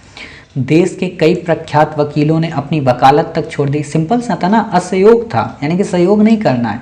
चाहे वो मोतीलाल नेहरू हों, CR दास हों, राजगोपालाचारी हों, सैफुद्दीन किचलू हों, वल्लभ भाई पटेल हों, अरुणा आसफ अली हों, T प्रकाशम हों, ये सब के सब ने छोड़ दिया। और गांधी जी ने कैसरे हिंद की उपाधि भी त्याग कर दी। क्लियर? हालांकि गांधी जी ने वहाँ पे त्याग करने की बात आई थी, लेकिन वहाँ पे रुक गए थे। हालांकि वो त्याग कर देते उस समय भी, बट यहाँ पे असहयोग आंदोलन में आकर उन्होंने पूरी तरीके से फिर त्याग दिया। ठीक है, उनको मनाया गया वहाँ पे। तो ये बात आती है, क्योंकि जब आप मेजर बुक्स में पढ़ते हो तो वहाँ पे यही आता है कि गांधी जी जलियांवाला बाग हत्याकांड के समय अपनी उपाधि को त्याग करना चाहते थे, लेकिन जब आप तथ्यात्मक बुक्स में आते हो तो कैसर हिंद आपको यहाँ पे मिलता है। अब आपके दिमाग में क्वेश्चन आएगा कि सर फिर हम ऑप्शन कहाँ पे लगाएंगे? आपको ऑप्शन देगा ही नहीं, और अगर देगा तो आपको सिंपल सा यही देगा कि किसने कैसर हिंद की उपाधि असहयोग आंदोलन में त्यागी। तो आप बता सकते हैं गांधी जी ने, आपको वहाँ पे नहीं देगा। वहाँ पे सिर्फ शंकर नारायण और रविन्द्रनाथ टैगोर के बारे में ही आपसे क्वेश्चन पूछेगा। ठीक, 1 अगस्त 1920 से इस आंदोलन को प्रारंभ कर दिया गया। ठीक है, इससे ज़्यादा आपको यहाँ पे कुछ भी पढ़ने की ज़रूरत नहीं है। ठीक, इसके क्या क्या सकारात्मक कार्यक्रम रहे, राष्ट्रीय विद्यालय, यहाँ पे ये चीज़ें आपको देखो क्वेश्चन पूछ सकता है। किस पे? कि सरकारी उपाधि व प्रशस्ति पत्र को क्या लौटाया गया? बिल्कुल सही बात है। सरकारी स्कूलों, कॉलेजों और विदेशी कपड़ों आदि को बहिष्कार किया गया। सरकारी उत्सवों व समारोह का भी बहिष्कार किया गया और विदेशी वस्तुओं का भी बहिष्कार करके कहा गया कि हम आपको यहाँ से त्यागपत्र देते हैं। ठीक है, इतनी सारी जब बातें हो गई तो ये सब हुआ कैसे? क्योंकि तिलक स्वराज फंड की स्थापना की गई थी, आपसे क्वेश्चन नहीं पूछेगा। और जब इतनी सारी चीज़ें चल रही थी, ठीक, असहयोग आंदोलन की, लेकिन इससे पहले एक घटना घट चुकी थी। क्या घटना? वो थी 1919 का भारत शासन अधिनियम। ठीक है, हालांकि हम भारत शासन अधिनियम को आपको अलग से पढ़ाएंगे कि असहयोग आंदोलन शुरू करने का और खिलाफत शुरू करने का एक सबसे बड़ा मेजर रीज़न ये भी था कि 1919 के अधिनियम में ये डिसाइड होना था कि भारत को स्वराज दिया जाएगा, बट इन्होंने भारत को स्वराज नहीं दिया और बोले कि अगले 10 वर्षों में हम ये चेक करके बताएंगे कि वास्तव में क्या भारत स्वराज की प्राप्ति कर सकता है या नहीं कर सकता है। और उसी को लेकर 10 वर्ष से पहले ही साइमन कमीशन आ जाता है, जिसको लेकर उसमें कोई भारतीय नहीं होता, उसका फिर विरोध पड़ जाता है। क्लियर? तो आप इतनी बस कहानी समझिए यहाँ पे। बाकी 1919 के भारत शासन अधिनियम को हम डिटेल में पढ़ाएंगे। क्लियर? तो अभी आपको यहाँ नहीं पढ़ना है। इसी समय जब 1919 का अधिनियम आ गया तो चुनावों की बात हुई थी, तो गांधी जी ने या कहें कांग्रेस ने 1920 के चुनावों में पार्टिसिपेशन नहीं किया था, जबकि ये प्रांतों में चुनावों की बात हो रही थी। और जब ऐसा सब हो रहा था तो कहीं पंजाब में अकाली आंदोलन शुरू हो गया। इस अकाली आंदोलन का उद्देश्य क्या था कि जो गुरुद्वारे पर भ्रष्ट महंत होते थे वो कब्जा करके बैठे थे, तो सिखों ने सोचा कि इन भ्रष्ट महंतों को यहाँ से हटाया जाए और एक अहिंसक आंदोलन चलाया जाए। इसी समय असम के चाय बागानों में भी मजदूरों ने हड़ताल कर दी थी और हद तो तब हो गई थी कि जब केरल के मालाबार के क्षेत्र में मोपला कहे जाने वाले किसानों ने हिंदू जमींदारों के विरुद्ध भी आंदोलन शुरू कर दिया। सिंपल सा क्वेश्चन आपसे एक बार ये पूछा जाता है कि जो मोपला सत्याग्रह था या जो मोपला आंदोलन था वो किस उस समय के आंदोलन के समकालीन था? तो असहयोग के। क्लियर? इतनी बातें हमको पता होना चाहिए। जब ये सारी बातें हो गई, ठीक है, 1 फरवरी 1922 को गांधी जी को लगा कि ये आंदोलन हमारा ज़्यादा दिन तक नहीं चलेगा। क्यों? क्योंकि आगे एक घटना घट गई, यानी कि 5 फरवरी 1922 को एक घटना घट गई। उसी के 4 दिन बाद, जैसे चौरी चौरा कांड के नाम से जाना जाता है। इस चौरी चौरा कांड में कुछ नहीं था, मतलब एक तरीके से गांधी सिद्धांतों से समझौता नहीं कर सकते थे, इसलिए उन्होंने इस पूरे आंदोलन को वापस ले लिया। चौरी चौरा कांड में ये हुआ था कि आम जनमानस की भीड़ ने 21 हवलदारों की एक पुलिस चौकी को घेर कर जला दिया था, जिसको लेकर गांधी जी काफ़ी चिंतित और व्यथित हो गए और उन्होंने पूरे के पूरे आंदोलन को वापस ले लिया। और जो ही आंदोलन को वापस लिया तो इसको देखते हुए मोतीलाल नेहरू, CR दास, पंडित जवाहरलाल नेहरू, सुभाष चंद्र बोस जैसे नेताओं ने काफ़ी आलोचना की और कहा कि गांधी को ऐसा कदम नहीं उठाना चाहिए। और इस चीज़ से गांधी से ये लोग अलग हो गए। हालांकि कुछ लोग तो गांधी के साथ बने रहे और कुछ गांधी से अलग हो गए, जिनमें से मोतीलाल नेहरू और CR दास प्रमुख थे। मोतीलाल नेहरू जवाहरलाल नेहरू के पिताजी हैं, ठीक है। जब वो अलग हो गए तो क्या हुआ कि मोतीलाल नेहरू ने सोचा कि अब तो हम असहयोग आंदोलन समाप्ति हो गया है, बट फिर भी हमें स्वराज चाहिए। तो एक काम करते हैं कि स्वराज की प्राप्ति के लिए 1919 में तो हमें राइट दे ही दिया गया कि विधानमंडलों के अंदर हम चुनाव लड़ सकते हैं, तो क्यों ना हम चुनाव के माध्यम से पार्टी बनाकर देश की सत्ता में पार्टिसिपेट करें और जनता के न्याय को दिलाने के लिए हर संभव कोशिश करें। जैसे आप इस स्टोरी को रियल स्टोरी में समझ सकते हो अरविंद केजरीवाल साहब को। अरविंद केजरीवाल साहब आपको अच्छे से पता है कि अन्ना हजारे मूवमेंट से निकले थे, बट इनको ये लगा कि किस तरीके हमें देश की परिस्थिति को बदलना है और कैसे देश को एक बेहतर रास्ते की ओर ले जाना है जहाँ पर भ्रष्टाचार मुक्त देश हो। तो इन्होंने सोचा क्यों ना हमें इस पॉलिटिक्स में उतरना ही पड़ेगा, ठीक है। और उतरने के लिए उन्होंने चुनाव लड़ा और दिल्ली में जीत गए और CM बन गए, ठीक है। 2 बार CM बन गए, उनका सौभाग्य, उनका काम, कई सारी चीज़ें, ठीक है। तो वही काम इन्होंने भी किया। तो इन्होंने एक स्वराज पार्टी का गठन किया। UPSC आपसे सिंपल सा क्वेश्चन पूछेगी कि स्वराज पार्टी का गठन किसने किया, तो मोतीलाल नेहरू और CR दास ने मिलकर किया था। क्लियर? इतनी बात आप समझ गए। दूसरी बात क्या है कि इस CR दास की स्वराज पार्टी का गठन कब हुआ था? 1922 में हुआ था, ठीक है।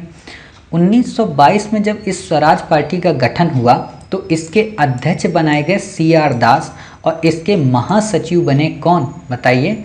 मोतीलाल नेहरू। क्लियर? इतनी बातें आप समझ गए। जब मोतीलाल नेहरू और इनको अध्यक्ष बना दिया गया तो क्या हुआ कि इससे पहले एक छोटी सी घटना हुई थी। क्या? CR दास ने कांग्रेस के पद से त्यागपत्र दे दिया था और कांग्रेस खिलाफत स्वराज पार्टी के गठन की घोषणा की थी। समझ गए?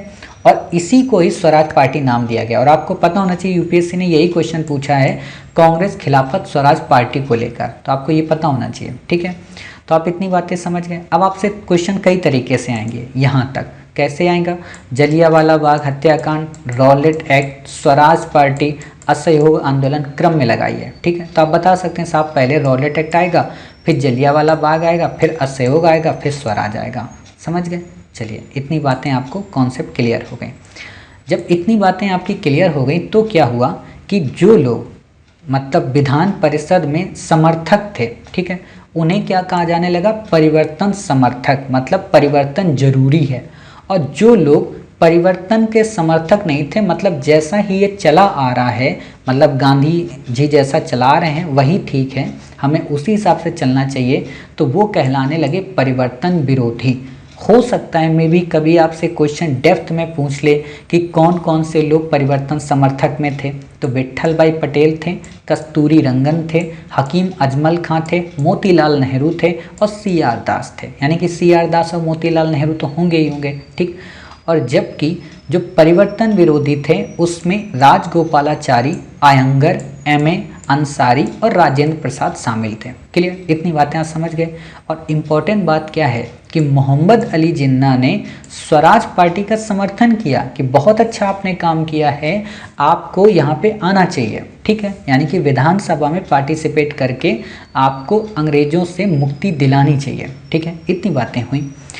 सितंबर 1923 में विशेष अधिवेशन में मौलाना आज़ाद ने ये कहा कि स्वराज पार्टी ठीक है, आप अपना जो काम करना है करो, लेकिन आप कांग्रेस के नेतृत्व में रहकर ही करोगे। ऐसा नहीं होगा कि आप कांग्रेस से स्वतंत्र होकर कुछ करो। आपकी जीत में कांग्रेस की जीत होनी चाहिए। उस समय कांग्रेस एक राष्ट्रीय पार्टी थी, समझ गए, मतलब राजनीतिक पार्टी नहीं थी, एक राष्ट्र की पार्टी थी। क्लियर? तो इस चीज़ को स्वराजियों ने एक्सेप्ट कर लिया और बोले कि अगर हम सफल नहीं हुए तो हम वापस अपने इस प्लान को त्याग देंगे, और त्यागने के बाद हम क्या करेंगे, हम गांधी जी के साथ फिर से मिलकर आंदोलन करेंगे। ठीक है, ऐसा सब वो करने लगे। इसी समय उन्होंने कई सारे काम किए, जैसे 1919 के अधिनियम की जांच के लिए मूडी मैन समिति का गठन किया। ठीक है, उन्होंने बताया कि मॉन्टेस्क्यू चेम्सफोर्ड रिपोर्ट में क्या क्या गलतियां थीं, और इसी समय जो खास बात थी वो क्या हुआ था कि 1925 में विट्ठल भाई पटेल को केंद्रीय विधानमंडल का स्पीकर चुन लिया गया, अध्यक्ष चुन लिया गया, मतलब जैसे आज लोकसभा का अध्यक्ष होता है, जो कि स्वराजियों की सबसे महत्वपूर्ण उपलब्धि थी। आपको पता होना चाहिए कि विट्ठल भाई पटेल पहले केंद्रीय विधानमंडल के स्पीकर थे। ठीक है, दूसरी दिक्कत तब आ गई जब 1925 में चित्तरंजन दास यानी कि CR दास जी की जब मृत्यु हो गई तो स्वराज दल एक तरीके से टूटने लगा। क्लियर? और स्वराजियों के अंदर मोटिवेशन की कमी आने लगी। दिक्कत तो तब और हो गई जब उस समय साइमन आयोग आ गया, और साइमन आयोग के आने से पहले, साइमन आयोग के आने से पहले नेहरू रिपोर्ट को लेकर एक विवाद शुरू हो गया। हालांकि हम आपको नेहरू रिपोर्ट पढ़ाएंगे, लेकिन नेहरू रिपोर्ट हम आपको अपने अगले नेक्स्ट पार्ट में पढ़ाएंगे। ठीक है, क्यों पढ़ाएंगे? क्योंकि यहाँ से वो मेजर टॉपिक वहीं पे जाता है। ठीक है, यहाँ पे अभी हमें आपको क्रांतिकारियों के बारे में कवर कराना है। क्लियर? तो नेहरू रिपोर्ट को लेकर चर्चा होने लगी। नेहरू रिपोर्ट की शुरुआत होती है लॉर्ड बर्कनहेड के उस स्टेटमेंट से, जिसमें वो कहते हैं कि भारतीय मिलकर बैठकर अपना एक संविधान नहीं बना सकते, स्वराज तो दूर की बात है। तो उनके उस चैलेंज को एक्सेप्ट करते हुए मोतीलाल नेहरू ने कहा कि हम सब कुछ बना देंगे, आप चिंता क्यों करते हो। और उसी के विरोध में अपनी उन्होंने नेहरू रिपोर्ट पब्लिश कर दी, जो कि साइमन कमीशन के विरोध में थी। तो वो हम आपको अगले पार्ट में बताएंगे। ठीक है, इतनी सारी चीज़ें जब हो गई तो क्या हुआ कि इससे पहले एक पैक्ट हुआ था, जो मैंने अभी आपको बताया ही दिया पहले से, कि जिसको गांधीदास पैक्ट कहते हैं, 1924 में हुआ था। इसमें क्या हुआ था कि गांधी जी, CR दास, मोतीलाल नेहरू ने ये कहा आपस में कि ठीक है, हम विधानसभाओं के भीतर स्वराज पार्टी को कांग्रेस के नाम से और उसके अभिन्न अंग के रूप में कार्य करने का राइट देते हैं। क्लियर?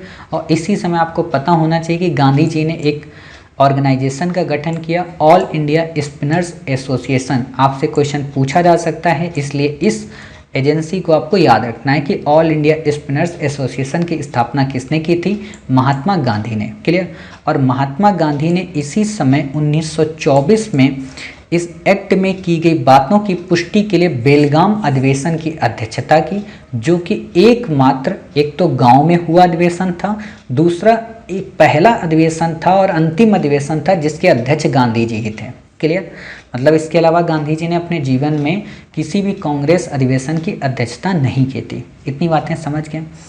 अब जब इतनी बातें समझ गए तो क्या हुआ कि इसी समय कई सारे और राजनीतिक दल बने थे स्वराज पार्टी के समय पे ही। तो वो राजनीतिक दल कौन से थे उनको एक बार हम देख लेते हैं, क्योंकि कई बार क्वेश्चन क्या होता है, यूपीएससी आपसे इंडिपेंडेंट रूप से पूछ लेता है। एक तो है इंडियन लिबरल एसोसिएशन, 1918 में बना था सुरेंद्र नाथ बनर्जी के नेतृत्व में, जिसने इंडियन लिबरल एसोसिएशन का नाम दिया गया। ठीक है, ये सरकार के साथ सहयोग की नीति अपनाने की बात करते थे कि सरकार का विरोध मत करो।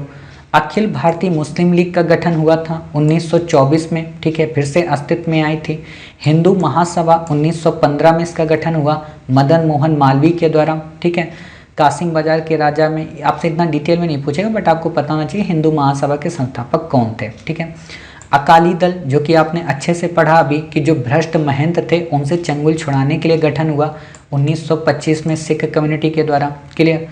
नागपुर झंडा सत्याग्रह 1923 में कांग्रेस के ध्वज प्रयोग को रोकने वाले एक स्थानीय आदेश के खिलाफ किया गया कि कांग्रेस जो है ना वो अपने फ्लैग को यूज नहीं कर सकती। इतनी सारी घटनाएं हुई, अर्थात हमने कहाँ तक, स्वराज पार्टी तक की घटनाओं को यहाँ पे कंप्लीट कर लिया। अब हम इसको यहाँ पे थोड़ी देर के लिए ब्रेक कर देते हैं। ठीक है, और अपने अगले पार्ट में फिर से हम कांग्रेस की बातों की शुरुआत करेंगे। लेकिन इससे पहले हम आपको यहाँ पे 2-3 चीज़ें बता देंगे। अब क्या क्रांतिकारियों से संबंधित घटनाएं। हालांकि हम क्रांतिकारियों की 1920 के दशक में पहले की जो शुरुआती घटनाएं थी उनको नहीं बताएंगे, ठीक है, उसके बाद की घटनाओं को बताएंगे। 1920 के पहले की जो घटनाएं हैं, कामागाटा मारू प्रकरण है या फिर गदर पार्टी है या फिर काकोरी कांड है, इन सारी चीज़ों को हम बाद में पढ़ाएंगे, ठीक है। तो आप समझ सकते हैं ये क्या घटनाएं हैं। यहाँ पे बात ये थी कि उस समय आपको पता होना चाहिए कि विश्व स्तर पर रशियन रेवोल्यूशन हो चुकी थी 1917 की। उस रशियन रेवोल्यूशन से हमारे देश के कई सारे विचारक, कई सारे राष्ट्रवादी लोग प्रभावित हुए, जिनमें अगर हम बात करें एम.एन. राय की हो या फिर हमारे यहाँ मोहम्मद अली, मोहम्मद शफीक हों या फिर कई सारे ऐसे व्यक्ति, चाहे वो सुभाष चंद्र बोस हों, जवाहरलाल नेहरू हों और या फिर हमारे यहाँ शहीद आजम भगत सिंह हों, ये सब के सब प्रभावित हुए किससे, रशियन रेवोल्यूशन से। तो हुआ क्या कि उसी समय ताशकंद में एम.एन. रॉय नाम के एक पर्सन जो कि भारतीय थे, उन्होंने अंबनी मुखर्जी के साथ में मिलकर वहाँ पर भारतीय साम्यवादी पार्टी की स्थापना की, यानी कि इंडियन कम्युनिस्ट पार्टी की स्थापना की। क्लियर। सिंपल सा क्वेश्चन आपसे पूछा जा सकता है कि भारतीय कम्युनिस्ट पार्टी की स्थापना भारत में किसने की। 1924 में कम्युनिस्ट नेता सत्य भगत ने उत्तर प्रदेश में इसे की थी। क्लियर। ताशकंद में किसने की थी, एम.एन. रॉय ने की थी। क्लियर। यानी कि आप समझ सकते हो भारतीय साम्यवादी पार्टी और भारतीय कम्युनिस्ट पार्टी। क्लियर। हालांकि दोनों का हिंदी में और इंग्लिश एक ही चीज़ होता है, ठीक है, कम्युनिस्ट को ही साम्यवादी कहते हैं, ठीक है। तो इस चीज़ की स्थापना की, इसके कई पर्पस थे। सिंपल सा क्वेश्चन हालांकि यूपीएससी नहीं पूछेगा क्योंकि आप समझ सकते हो सरकार राष्ट्रवादियों की है, तो कम्युनिस्ट पे क्वेश्चन रेयर है कि आपसे पूछ लें, बट फिर भी पता होना चाहिए, कभी भी पूछ सकती है, ठीक है। जैसे आप समझ सकते हो पंडित जवाहरलाल नेहरू पे कितने क्वेश्चन पूछती है, इंदिरा गांधी पे कितने क्वेश्चन 2020 के एग्जाम में पूछती है, ठीक है। तो वही चीज़ पता होना चाहिए कि कम्युनिस्ट पार्टी की स्थापना के क्या उद्देश्य थे। एक तो पूर्ण स्वराज प्राप्त करना, ध्यान देना, पूर्ण स्वराज न कि स्वराज, ठीक। ऐसे समाज की स्थापना करना जहां उत्पादन और धन के वितरण पर सामूहिक योगदान हो, ठीक है। फिर आगे चलकर बम्बई में एक स्थापना की गई कम्युनिस्ट पार्टी के सिंगारवेलु चेटियार के नेतृत्व में। क्लियर। इसके भी यही उद्देश्य थे, यानी कि सिंपल सी बात है कि ये लोग पहले से ही कह रहे थे कि अब हमें पूर्ण स्वाधीनता, पूर्ण स्वतंत्रता चाहिए। अब आप मोटे तौर पर बताओ कि जवाहरलाल नेहरू और सुभाष चंद्र बोस किससे प्रभावित थे, साम्यवाद से। तो क्या वो लोग भी जब कभी कांग्रेस के अध्यक्ष बनेंगे तो क्या वो पूर्ण स्वतंत्रता की बात नहीं करेंगे, करेंगे, क्योंकि विचारों का इम्पैक्ट उन पर है। इसीलिए आप देखेंगे कि लाहौर अधिवेशन जब होता है तो अपने पिता की रिपोर्ट को खारिज करते हुए पूर्ण स्वराज की बात करते हैं। रीजन यही था, समझ गए। आगे आपसे सिंपल से 3 क्वेश्चन पूछे जा सकते हैं कि पेशावर षड्यंत्र केस का, कानपुर षड्यंत्र केस का, मेरठ षड्यंत्र केस का संबंध किससे है। तो इन तीनों का संबंध है कम्युनिस्टों के प्रभुत्व को रोकने से। क्लियर। तो आपको ये पता होना चाहिए। अब ये थे क्या, आप बेसिक तौर पर बस देख सकते हैं, हालांकि आपसे डिटेल में क्वेश्चन नहीं पूछेगा, प्रीलिम में जो क्वेश्चन पूछेगा ऐसा ही आएगा, ठीक है। तो क्या था, कम्युनिस्टों के प्रभुत्व को रोकने के लिए एक षड्यंत्र बनाकर कुछ कम्युनिस्टों पर मुकदमा चलाया गया, ठीक है, वो था कानपुर षड्यंत्र केस। फिर आता है पेशावर षड्यंत्र केस। इसमें क्या था कि मॉस्को में कम्युनिस्टों के भारत आने की पृष्ठभूमि पर ब्रिटिशों द्वारा चलाया गया। क्लियर। तो ये आप ऐसे समझ सकते हो। मेरठ षड्यंत्र केस क्या था कि 32 कम्युनिस्टों को गिरफ्तार कर लिया गया, जिनमें से राष्ट्रवादी और व्यापार संघ के लोग थे। क्लियर। आप ऐसे समझ सकते हो। और दूसरा क्या था, कांग्रेसियों ने साम्यवादियों के विरुद्ध सरकार द्वारा लाए गए सार्वजनिक सुरक्षा विधेयक यानी कि पब्लिक सेफ्टी बिल को केंद्रीय विधानसभा में पारित नहीं होने दिया। यहाँ ध्यान देना एक बात, क्या मैं कहना चाह रहा हूँ, जो पब्लिक सेफ्टी बिल आपने पढ़ा है ना, जिसको लेकर भगत सिंह ने उस समय जाकर जब चर्चा हो रही थी तो उन्होंने बम फेंका था, ठीक है, पब्लिक सेफ्टी बिल्स और ट्रेड डिस्प्यूट बिल को लेकर। क्लियर। तो ये दोनों जो बिल थे ना, पब्लिक सेफ्टी बिल और ट्रेड डिस्प्यूट बिल, ये दोनों के दोनों कम्युनिज्म से संबंधित थे, इसीलिए भी उनका और विरोध किया गया। तो आपसे यूपीएससी ने एक बार इंडिपेंडेंट रूप से क्वेश्चन पूछा है कि पब्लिक सेफ्टी बिल का संबंध किससे था, तो आप बता सकते हैं इस चीज़ से संबंध था, ठीक है। तो आपको ये पता हो गया। दूसरी बात क्या है कि मेरठ जो षड्यंत्र केस था ना, उसकी आलोचना हुई, समस्त विश्व में चर्चा हुई, जिसमें अभियुक्तों के समर्थन में Albert Einstein, H.G. Wells, Harold Laski और रूजवेल्ट, इन सब ने भूमिका निभाई। क्लियर। और इन सब ने कहा कि भाई साहब आप ये गलत कर रहे हो। किसकी आलोचना की? सरकार की। समझ गए? यानी कुछ बुद्धिजीवी लोग ये समझ रहे थे ना कि सरकार गलत काम कर रही है इन लोगों को कर्व करने का। ठीक है। इसी समय आगे चलकर क्या हुआ कि दो धड़ों में नेतृत्व बट गया, जो इनका द्वितीय चरण आया, जिसमें आप समझ सकते हो कि बुर्जुआ वर्ग का नेता साम्यवादियों ने कह दिया। जैसे आज भी हमेशा गांधी जी की आलोचना क्यों की जाती है कि गांधी जी बुर्जुआओं के समर्थक हैं, मतलब गांधी जी राजनीतिक जो बड़े बड़े गलियारे हैं उनके समर्थक हैं। ठीक है। तो इसलिए गांधी जी से इनकी टकरार हमेशा बनी रहती थी, बट आपसे इस पर किसी तरीके का कोई क्वेश्चन नहीं आएगा। ठीक। अब इम्पॉर्टेंट जो बॉडी है वो है हिंदुस्तान रिपब्लिकन एसोसिएशन। आपसे सिंपल सा क्वेश्चन पूछा जा सकता है कि हिंदुस्तान रिपब्लिकन एसोसिएशन की स्थापना किसने की थी? इसकी स्थापना की थी किसने? बताइए। याद है? सचिन नाथ सान्याल, योगेश चटर्जी व राम प्रसाद बिस्मिल के द्वारा। ठीक है। जिसमें कई सारे नेता शामिल थे, चाहे वो भगत सिंह हो, शिव वर्मा हो, सुखदेव हो, भगवती चरण बोहरा हो और चंद्रशेखर आज़ाद, ये सब लोगों ने भी इसमें पार्टिसिपेट किया था। अक्टूबर 1924 में ये स्थापना हुई थी। इसकी कई सारी ब्रांचेस ओपन की गई। ठीक। इसके कई आदर्श थे, चाहे वो भारतीय जनता में गांधी के अहिंसावादी नीतियों के प्रति निरर्थकता की बात हो, या फिर पूर्ण स्वतंत्रता हेतु प्रत्यक्ष कार्रवाई तथा क्रांति की आवश्यकता की बात हो, या अंग्रेजी साम्राज्यवाद के स्थान पर समाजवादी विचारधारा से प्रेरित संघीय गणतंत्र पर आधारित संयुक्त राज्य भारत की स्थापना की बात हो, यानी कि यूनाइटेड स्टेट इंडिया की बात हो। आप सोच रहे होंगे ऐसा क्यों आप साफ कह रहे हो? आपसे इन तीनों शर्तों पर क्वेश्चन यूपीएससी पूछेगा और आपको इनमें से किसी दो को दे देगा कि हिंदुस्तान रिपब्लिकन एसोसिएशन के उद्देश्य थे। ऐसा मैं क्यों कह रहा हूँ? एक तो ये सरकार जो है हिंदुत्ववादी सरकार, दूसरी ये सरकार भगत सिंह के समर्थन में, तीसरी ये सरकार चंद्रशेखर की जयंती मनाने में। समझ गए? बुरी बात नहीं है, अच्छी बात है। हमारे देश के क्रांतिकारियों लोगों को अगर आप तरजीह दे रहे हो, राष्ट्रीय आंदोलन के नेतृत्वकर्ताओं को तरजीह दे रहे हो, बहुत अच्छी बात है, क्योंकि उनका योगदान इतना अमिट है कि हम उसे मिटा ही नहीं सकते। ठीक है। तो इसलिए ये क्वेश्चन बन सकते हैं। समझ गए? तो इसलिए आपको ये चीज़ें याद रखनी पड़ेंगी। समझ गए? चलिए, हुआ क्या आगे चलकर, ये जब इनका उद्देश्य हो गया तो हिंदुस्तान रिपब्लिकन एसोसिएशन ने ही काकोरी कांड को अंजाम दिया। अच्छा, मैंने प्रीवियस में एक गलत शायद स्टेटमेंट मुँह से स्प्लिट हो गया। क्या बोला था मैंने कि काकोरी कांड और आपको क्या कामागाटा मारू प्रकरण, ये सारी चीज़ें गदर पार्टी हम आपको बाद में पढ़ाएंगे।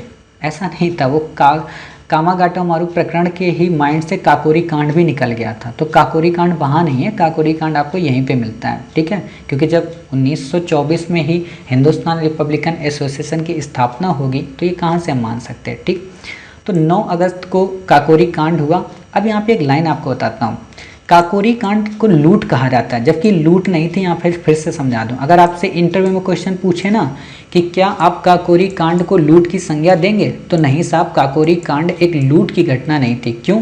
क्योंकि हम अपना ही पैसा अंग्रेजों से छीन रहे थे, और अपना ही पैसा छीनना लूट नहीं होती। ऐसा जवाब अगर आपने इंटरव्यू पैनल को दे दिया ना तो इतने अंक मिल जाएंगे कि जितने आप सोच भी नहीं सकते हो, क्योंकि यही होता है डिप्लोमेसी। यही आपसे उस चीज़ की ओर डिमांड करते हैं कि आप शब्दों की बारीकियों से कितना अच्छा खेल पाते हैं। क्लियर? तो आपको पता होना चाहिए कि काकोरी कांड कोई एक लूट नहीं थी, बल्कि अपने ही धन को छीनने का हमारा एक जुनून था और जीत थी जो हमने किया। क्लियर? 17 लोगों की ट्रेन थी, कानपुर की बात है। आपसे क्वेश्चन नहीं पूछेगा ना, तो आपको याद रखना है। ठीक है। चलिए, फिर आता है क्या कि जब काकोरी कांड ये हुआ तो इसमें कई सारे दोषियों को पकड़ा गया। और एक बात आपको बता दूं जो मोस्ट इम्पॉर्टेंट है कि इस काकोरी कांड में भगत सिंह शामिल नहीं थे। यूपीएससी आपसे ये क्वेश्चन जरूर पूछ सकती है, हालांकि हमने एमसीक्यू आपसे पूछा है।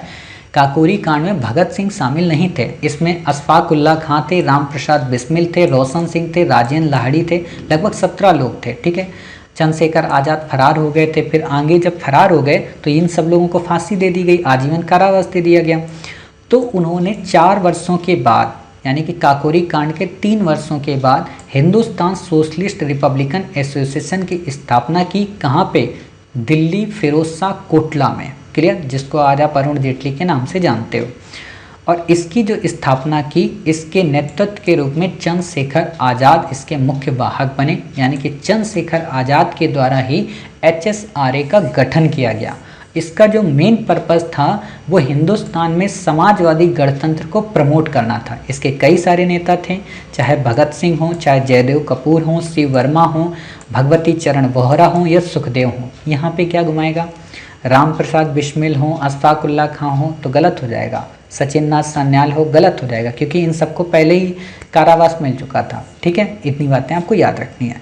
फिर मैंने आपको ऑलरेडी बता दिया था सैंडर्स की हत्या की बात का। सैंडर्स की हत्या किसने की थी, लाला लाजपत राय पे इन्होंने हमला किया था। ठीक है, तो कब हमला किया था बताइए, जब साइमन कमीशन का विरोध किया जा रहा था। ठीक है, तो आगे चलकर सैंडर्स जो व्यक्ति था उसकी हत्या कर दी जाती है और उसी से रिलेटेड था ये सैंडर्स हत्याकांड। और इसकी हत्या कौन करता है, भगत सिंह, चंद्रशेखर आज़ाद व राजगुरु ने मिलकर। आप देखते हो ना पुलिस स्टेशन के बाहर गोली चला देते हैं। ठीक है, तो आप इतनी चीज़ें पढ़ गए। फिर बात आता है सेंट्रल लेजिस्लेटिव असेंबली बम कांड। आपको अच्छे से पता है कि ट्रेड डिस्प्यूट बिल और सेफ्टी बिल पर लेकर किसने, HSRA के 2 सदस्य जिसमें बटुकेश्वर दत्त और भगत सिंह थे, इन लोगों ने 8 अप्रैल 1929 को बम वहाँ पे फेंका। बम फेंकने का काम ये नहीं था बिल्कुल भी किसी को हानि पहुँचाना, बस यही था कि अपनी बात को उन तक पहुँचाना। क्लियर। और इसी चीज़ को लेकर आगे क्या हुआ, एक बात यहाँ बताना चाहता हूँ आपको कि सेंट्रल लेजिस्लेटिव असेंबली बम कांड के कारण भगत सिंह को फांसी नहीं मिली थी। ध्यान देना, भगत सिंह को फांसी मिली थी लाहौर षड्यंत्र केस के कारण। क्लियर। लाहौर षड्यंत्र केस में भगत सिंह और बटुकेश्वर दत्त के साथ अन्य सदस्यों पर भी मुकदमा चलाया गया और जब मुकदमा चला तो इन्होंने भूख हड़ताल की, जिसमें जतिन दास ने 64 दिन तक बिना कुछ खाए पिए हड़ताल की थी। मतलब आप सोच सकते हो कि आज के नेता 10 दिन तक हड़ताल नहीं कर पाते हैं और वो उन्होंने 64 दिन तक बिना खाए पिए, मतलब पानी की एक बूंद भी उन्होंने नहीं लिया था। समझ गए, बिना पानी पिए। सोच सकते हो आप मूवी में देखते हो कि दूध बार बार पिलाया जाता था ताकि इनका ये टूट जाए, लेकिन उन्होंने नहीं टूटने दिया। ठीक। और फिर आगे चलकर 23 मार्च 1931 को भगत सिंह, सुखदेव और राजगुरु को फांसी दे दी जाती है। जैसा कि आपने पिछले महीने 2 महीने पहले आपने देखा होगा शहीदी दिवस मनाया गया था। ठीक है, यही सारी चीज़ें हैं।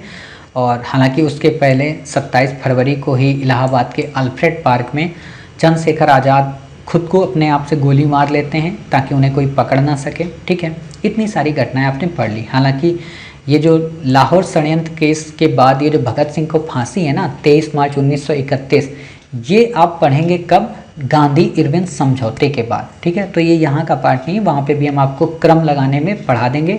और एक काम हम कोशिश ये करेंगे, आपको लास्ट में एक लिस्ट प्रोवाइड करा देंगे कि सबको क्रम में कैसे आपको रखना है। ठीक है, ये अभी लास्ट में नहीं, मतलब बिल्कुल लास्ट में जब हमारा इसका 25 पार्ट आएगा तब। ठीक है, चलिए इतनी सारी बातें हो गई आपकी। फिर बात आती है एक और क्रांतिकारी ऑर्गेनाइजेशन की, चटगांव सत्याग्रह कांड। ये क्या था, चटगांव आपको अच्छे से पता है कहाँ पर है इस समय, बांग्लादेश में। ठीक है, और उस समय तो बंगाल का ही पार्ट था। बंगाल में सूर्य सेन जो कि गांधी के असहयोग आंदोलन के सक्रिय नेता थे, उन्होंने IRA की स्थापना की थी। मोस्ट इंपॉर्टेंट है, आपसे सिंपल सा क्वेश्चन पूछा जा सकता है कि इंडियन रिपब्लिकन एसोसिएशन की स्थापना किसने की थी, तो सूर्य सेन साहब ने की थी। चटगांव क्या था, ये बंगाल का एक बंदरगाह था, आज का बांग्लादेश। सूर्य सेन वहाँ के एक शिक्षक होते थे, इसलिए उनको मास्टर दा के नाम से भी जाना जाता था। इनकी जो रिपब्लिकन आर्मी थी ना, इसमें सबसे ज़्यादा महिलाएं थी, चाहे वो कल्पना दत्त हों, प्रीतिलता वाडेकर हों या फिर अंबिका चक्रवर्ती हों। ये सब की सब महिलाएं काफ़ी मतलब जोशीली टाइप की। अभी तक महिलाएं जो थी गांधी के साथ वो कैसी थी, नॉर्मल, कि ठीक है हम रचनात्मक कार्य करेंगे, लेकिन ये लोग मरने और मारने पर उतारू थी। क्लियर, यानी कि इनके जिद, जुनून और जज्बे को आज भी दुनिया सलाम करती है। समझ गए, तो ये वही महिलाएं थी। तो अंबिका चक्रवर्ती, लोकीनाथ, ये सब पर्सन थे। ठीक है, ये लोग इसमें पार्टिसिपेट करते हैं। तो इसी चीज़ को लेकर क्या होता है कि चटगांव में क्या था कि इनकी आर्टिलरी होती थी अंग्रेजों की। ठीक, हथियारों को वहाँ से लूटना था। भाई हथियार तो ऐसा तो होता नहीं था कि लाइसेंस से आप हथियार खरीद लो। तो सूर्य सेन के जितने भी सदस्य थे, इन्होंने चटगांव की आर्टिलरी, जैसे इंडियन ऑर्डिनेंस फैक्ट्री होती है ना, तो उस defence ordnance factory, small arms factory, उस पर हमला कर दिया और वहाँ से सभी हथियारों को जब्त कर लिया। ठीक, और इसी समय इन्होंने नारा दिया था इंकलाब जिंदाबाद और वंदे मातरम। क्लियर, जो कि ऑलरेडी आप कई बार सुनते रहते हैं इंकलाब जिंदाबाद। लेकिन 1933 के आसपास सूर्य सेन को गिरफ्तार कर लिया जाता है, मुकदमा चलाया जाता है, अंत में उन्हें फांसी दे दी जाती है। क्लियर, अब कई सारी महिलाएं हैं जिनका इंपॉर्टेंट रोल है, आप उन्हें बस देख सकते हैं। हालांकि आप इनको यूज कहाँ करेंगे, जब आप आंसर राइटिंग मेंस का लिखते हैं, ठीक है। प्रीति लता वाडेकर चटगांव के रेलवे इंस्टीट्यूट पर छापा मारते समय इनकी मौत हो गई थी। कल्पना दत्त सूर्यसेन के साथ ही गिरफ्तार कर ली गई थी। सुनीति चौधरी और शांति घोष को ने गोली मारकर एक जिलाधिकारी की हत्या भी की थी। बीना दास ने तो दीक्षांत समारोह के दौरान उपाधि ग्रहण करते समय गवर्नर को ही गोली मार दी थी। और इसी तरह अन्य महिलाओं की भी अन्य भूमिका रही है, चाहे वो भीकाजी कामा हो। भीकाजी कामा को जानते हो क्या कहते हैं, बताइए बताइए क्या कहते हैं भीकाजी कामा को। जैसे आप पढ़ते हो ना महात्मा गांधी को क्या कहते हैं, राष्ट्रपिता, वैसे ही भीकाजी कामा को कहते हैं राष्ट्रमाता। क्लियर। इन्होंने ही 1907 में स्टुअर्ट गार्ड में समाजवादी कांग्रेस के सम्मेलन में इंडियन फ्लैग को फहराया। पीसीएस वगैरह में आपसे क्वेश्चन पूछा जाता है कि स्टुअर्ट गार्ड में फैलाया था कि जर्मनी पेरिस में फैलाया था, ठीक है।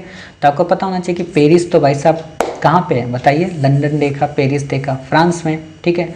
लेकिन स्टुअर्ट गार्ड कहाँ पे, जर्मनी में, तो इन्होंने जर्मनी में फहराया था। आपसे यही क्वेश्चन पूछेगा, ठीक। तो इस तरीके से आपने मॉडर्न इंडिया को काफ़ी अच्छे तरीके से कंप्लीट किया। उम्मीद है आपको कॉन्सेप्ट के साथ साथ थिंकिंग प्रोसेस सब कुछ समझ में आया होगा और आप बोर बिल्कुल भी नहीं हुए होंगे। आपको एक पल के लिए भी नहीं लगा होगा कि हम प्रीलिम के लिए पढ़ रहे हैं, बल्कि आपको लग रहा होगा कि हम जीएस को मिक्सअप करके प्रीलिम पढ़ रहे हैं। क्लियर। क्योंकि मुझे यहाँ पे कंट्रोल करना पड़ता है, फिर भी मैंने बहुत कोशिश की, ठीक।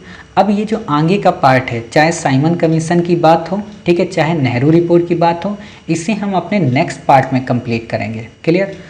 तो उम्मीद है आज की क्लासेस आपको समझ में आई होंगी। साथ ही आपको ये समझ में आया होगा कि वास्तव में हमें मॉडर्न इंडिया कैसे पढ़नी होती है, कैसे हमसे एमसीक्यू पूछे जाते हैं और कैसे हमें अपने कॉन्सेप्ट के ऊपर समझ बनानी है। क्लियर। तो मिलते हैं अपने नेक्स्ट पार्ट में। तब तक अपना ख्याल रखिए, स्वस्थ रहिए, कोशिश करिए कि अपने इम्यून सिस्टम को मजबूत बनाएं और ज़्यादा से ज़्यादा सोशल डिस्टेंसिंग का पालन करें।